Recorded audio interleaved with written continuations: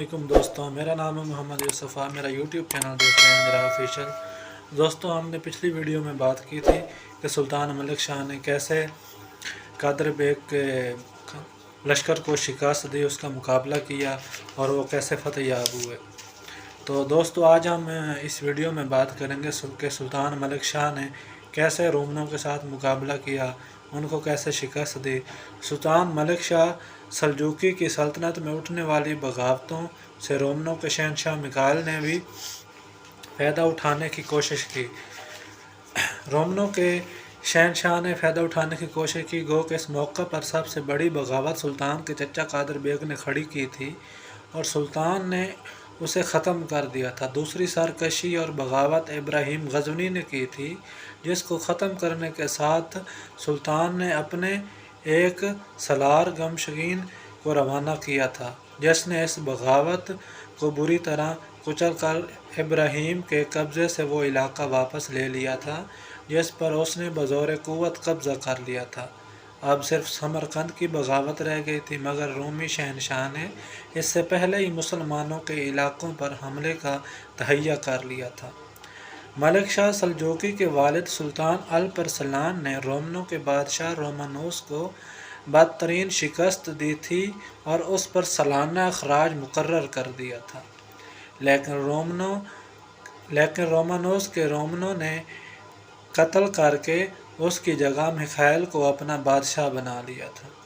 अब मिखाइल ये चाहता था कि मलिक शाह की सल्तनत में जो अफरा तफरा फैली हुई है उससे फ़ायदा उठाया जाए। उसने खिराज देना बंद कर दिया। चुनाचे उसने एक बड़ा लश्कर तरतीब दिया और ईरान में दाखिल हो गया। मिखाइल का लश्कर अभी ईरान के करीब ही था कि मलिक शाह को इसकी खबर मिल गई। मलिक शाह ने वक्त ज़ाय किए बगैर अपना लश्कर तरतीब दिया और मिखाइल का मुकाबला करने के लिए ईरान की सरहद के करीब आन पहुंचा। अब सुल्तान ने मिखाइल के लश्कर के सामने जब खैमा मुज़य्यन किया तो मिखाइल के पांव तले ज़मीन निकलना शुरू हो गई। वो तो इस ख्याल में था कि मुसलमानों का सुल्तान तो बगावतों में उलझा हुआ है, उसको भला कहाँ फुर्सत मिलेगी जो इस की तरफ देखे। मगर जब सुल्तान के लश्कर को सामने खैमा जन देखा तो उस पर घबराहट तारी हो गई। उसने अब पैंतरा बदला और एक कासिद सुल्तान की खिदमत में भेजा। हमारे जो मरासिम हैं हम उनकी तजदीद करना चाहते हैं। सुल्तान ने उसको मुआफ़ कर दिया और यूं वो नामुराद वापस अपने मुल्क की तरफ रवाना हो गया। सुल्तान मलिक शाह के लिए अब तीसरी बगावत को कुचलने का मरला था। समरकंद के हुक्मरान ने एक बड़ा लश्कर लेकर तरिम्ज़ पर कब्ज़ा कर लिया था। चुनाचे सुल्तान मलिक शाह सल्जूकी भी एक लश्कर लेकर हाकिम समरकंद के सरकोबी के लिए निकला। तरिम पहुँचते ही मलिक शाह ने चारों तरफ से शहर का मुहासरा कर लिया। शहर के गिर्द एक खासी चौड़ी खंदक थी। सुल्तान ने इस मौका पर एक अजीम कारनामा सर अंजाम ये दिया। 3-4 दिन में ही इस खंदक का एक हिस्सा को भर दिया गया और इसके बाद शहर की फसील के करीब एक मंजनीक नस्ब करवा कर फसील पर संगबारी शुरू करवा दी। शहर के अंदर हाकिम समरकंद का भाई बहुत बड़े लश्कर के साथ मौजूद था। जब सुल्तान ने मुहासरे में सख्ती की और संगबारी करवा दी तो हाकिम समरकंद का भाई खौफ ज़दा हो गया। चुनाचा उसने सुल्तान के पास सुलह का पैगाम भेजा। सुल्तान ने उसे अपने पास बुलवाया। वो सुल्तान की खिदमत में हाजिर होकर मुआफ़ी का तलबगार हुआ। सुल्तान ने उसे माफ़ कर दिया, इसे इजाज़त दी कि वो अपना मालो असबाब लेकर इस शहर से चला जाए। इसके बाद सुल्तान ने शहर की फसील को मुरम्मत करवाने का हुक्म दिया।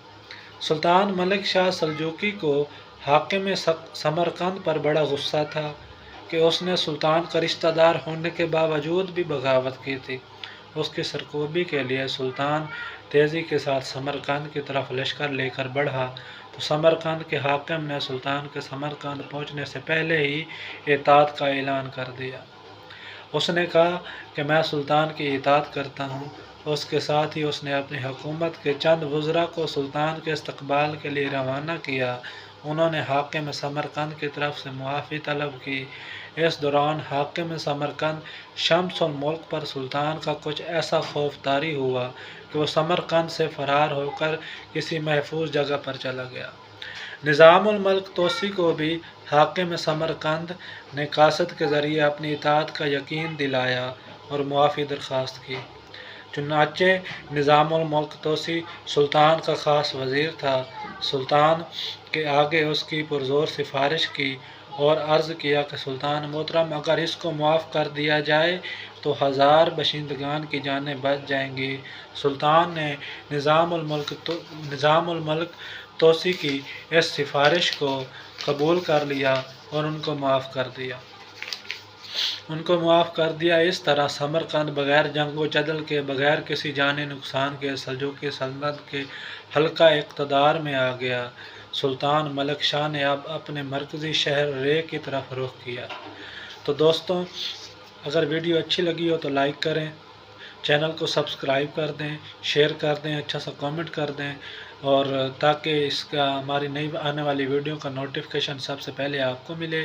اپنا بہت سارا خیال رکھے گا، لیکن ہم اپنی نیکسٹ آنے والی ویڈیو میں بات کریں گے کہ سمرقند کی بغاوت کو ختم کرنے کے بعد دمشق شہر کو بھی سلطان ملک شاہ نے سلجوق سلطنت میں کس طرح شامل کیا، وہاں پہ جو واقعات ہوئے، جو حالات پیدا ہوئے، اس کے بارے میں ہم اپنی نیکسٹ آنے والی ویڈیو میں بات کریں گے۔ اس لیے اپنا بہت سارا خیال رکھیے گا، ہمارے ساتھ جڑے رہیے گا۔ ہم اس طرح کی آپ کو نئی انفارمیشن آپ کو پہنچاتے رہیں گے۔ آپ اپنا بہت سارا خیال رکھیے گا۔ اللہ حافظ۔